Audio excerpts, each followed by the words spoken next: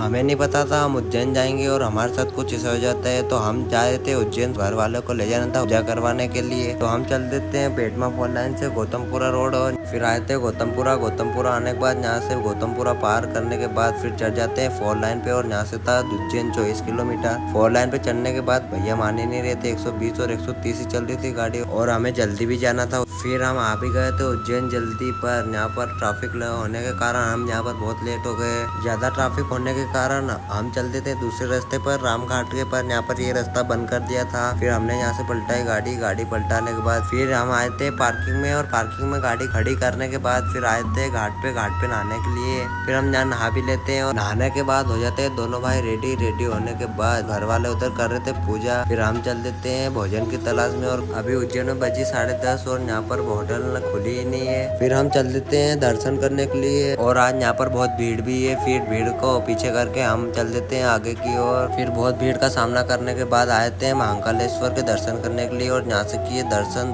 करने के बाद फिर चल देते हैं घर की ओर। गाड़ी में सीएनजी भी बहुत कम थी। फिर पेट्रोल पे गाड़ी चलाने के बाद आए थे देपालपुर और यहाँ पर भरवाई सीएनजी भरवाने के बाद फिर आए थे 24 अवतार मंदिर में दर्शन करने के लिए। फिर आए थे यहाँ और किए भगवान के दर्शन करने के बाद सभी भगवान के दर्शन करने के बाद फिर चल देते हैं घर की ओर। अब हम मिलते हैं अगले ब्लॉग में।